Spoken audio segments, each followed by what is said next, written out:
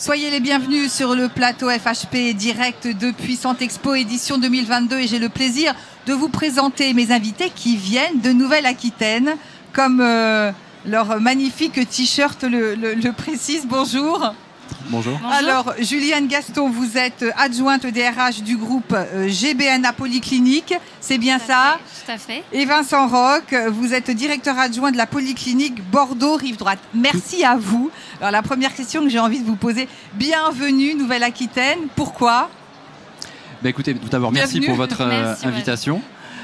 Écoutez, bienvenue en Nouvelle-Aquitaine. C'est tout d'abord pour, dans le cadre des recrutements, pour une bienvenue pour nos infirmiers et aides-soignants qui pourraient venir nous rejoindre sur finalement être bien intégrés, être bien accueillis sur un territoire qui est attractif et qui a ses atouts.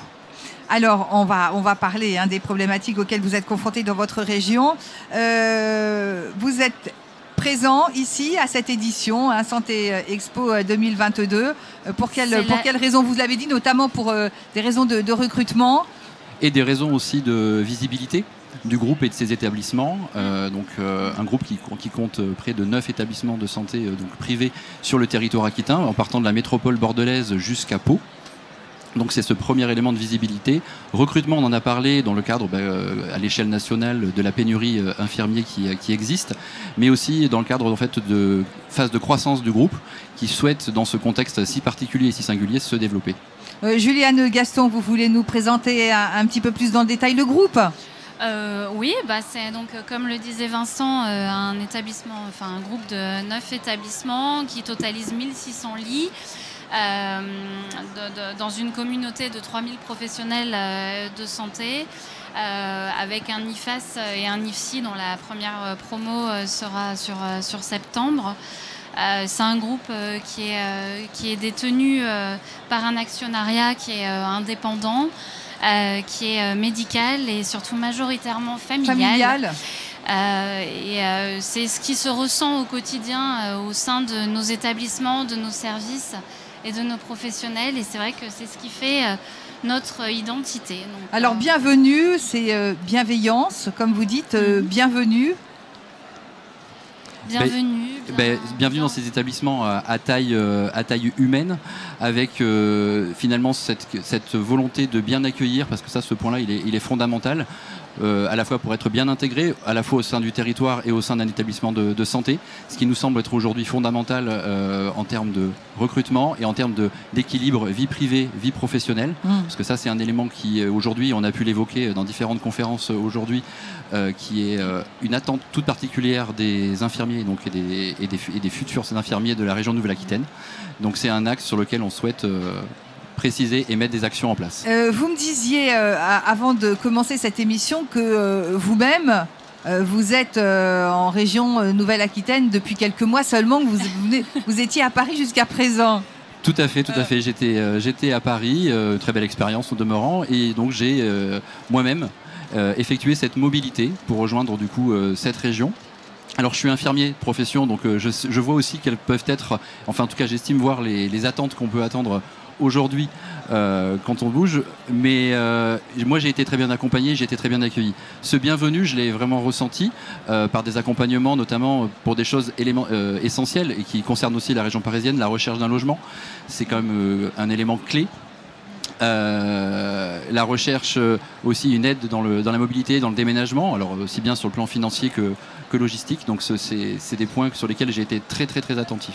Juliane Gaston, vous qui vous occupez de recrutement, alors on le sait, je pense que vous avez été bien évidemment touché, Vincent Roch le rappelait, par la pénurie de personnel de santé. Comment vous avez traversé la crise Covid? Parce que la Nouvelle-Aquitaine, c'est quand même une région agréable. Oui, il fait bon vivre, non, quand même? Il fait bon vivre, oui, tout à fait. Il fait aussi bon vivre en Nouvelle-Aquitaine que de venir travailler au sein de GBNA. Et c'est ça qu'on essaie de cultiver. Et c'est pour ça qu'on est là, d'ailleurs.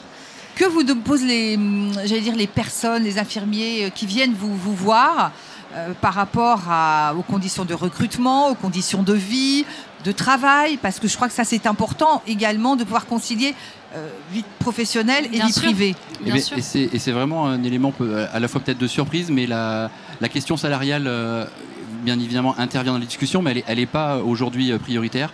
Elle est clairement ce qui est énoncé aujourd'hui, c'est la recherche de l'équilibre vie professionnelle, vie privée, les conditions de travail, c'est-à-dire l'organisation au sein des services de soins, finalement recentrer la profession d'infirmier et d'aide-soignant au cœur du soin. Ça, c'est une attente aussi qui est faite. Et c'est vraiment aussi dans cette dynamique-là en fait, qu'on co-construit aussi au sein du groupe les solutions en interne. Et chaque établissement a sa propre identité, ses propres organisations et construit avec les salariés et les infirmiers ce projet-là. Julienne Gaston, comment vous accompagnez les personnes que vous venez de recruter ? Alors, en termes de mobilité, vous voulez dire lorsque les personnes arrivent justement dans sur la question de l'intégration. C'est sur l'intégration, exactement, avec une prime d'installation, avec la mobilité, avec l'intégration également, un parcours d'intégration qui est propre, la durée de formation qui est individualisée, parce que chaque parcours, chaque professionnel est différent. Chacun a un apprentissage et une assimilation des parcours au sein des établissements qui se fait plus ou moins rapidement. Donc ça, c'est vraiment individualisé. Ça dépend aussi des établissements, de leur spécialité. Donc c'est vraiment entièrement individualisé. Et dans le cadre de cette vie privée en fait, qui prend toute son importance, c'est vrai qu'aussi le groupe, et on l'évoquait en préambule, avec on va dire ces trois axes fondamentaux. D'un côté l'océan avec Arcachon qui quand même propose quand même une dimension assez particulière, une ville de Bordeaux, donc là un aspect plus ville, voilà, et en même temps aussi Pau qui proche de la montagne, voilà, peut permettre à chacun de faire son choix. Il n'y a pas de poste fléché ou autre. Et c'est un petit peu aussi dans cet état d'esprit qu'on souhaite construire. Quand on parle de formation, on a eu différents invités qui nous ont beaucoup parlé de l'apprentissage. Est-ce que ça, c'est quelque chose que vous aussi, vous avez intégré au niveau du groupe ? Bien sûr, bien sûr. On a un IFAS depuis 50 ans au sein du groupe Bordeaux Nord. Donc, du coup, on sait faire. Et c'est dans cette optique-là qu'on a monté l'IFSI. Et on va avoir des apprentis au sein de notre IFSI à partir de la rentrée de septembre 2022. Et donc, première rentrée septembre 2022 avec du coup un pourcentage d'apprentis qui vont intégrer du coup la première promotion de l'IFSI du groupe. Alors, les prochaines étapes pour vous, quelles sont-elles ? On a vu qu'effectivement, vous étiez en plein recrutement, là, c'est plutôt une très bonne chose pour vous. Mais au niveau du groupe, qu'est-ce qui va se passer ? Mais en fait, justement, cette phase de recrutement, on pourrait l'assimiler au fait qu'effectivement, il y a une pénurie nationale et on va pas la nier.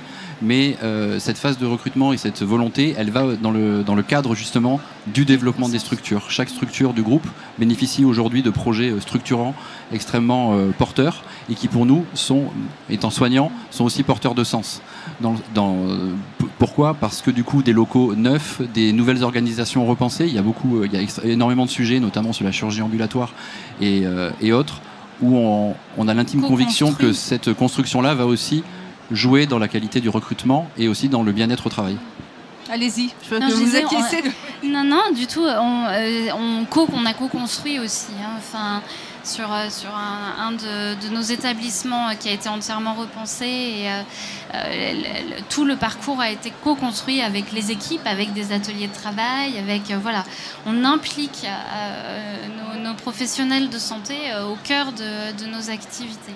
Notamment par la proximité. Ça, c'est un élément essentiel. C'est-à-dire que dans la chaîne hiérarchique, il y a une étroite proximité entre les directions et l'encadrement de chaque établissement. Et ça joue aussi dans ce projet-là. En conclusion, qu'est-ce que vous souhaitez faire passer comme message ? Est-ce que vous avez... Bienvenue en Nouvelle-Aquitaine. Bienvenue en Nouvelle-Aquitaine. Et puis on est heureux de participer sur cette première session à Paris, porte de Versailles. Écoutez, en tout cas, nous, on est ravis de vous avoir accueillis pour nous parler de cette belle région Nouvelle-Aquitaine. On vous souhaite une bonne continuation, plein de bonnes choses à vous. Merci à vous. Beaucoup. Merci. Quant à moi, je vous remercie de nous avoir suivis et restez avec nous, d'autres invités arrivent.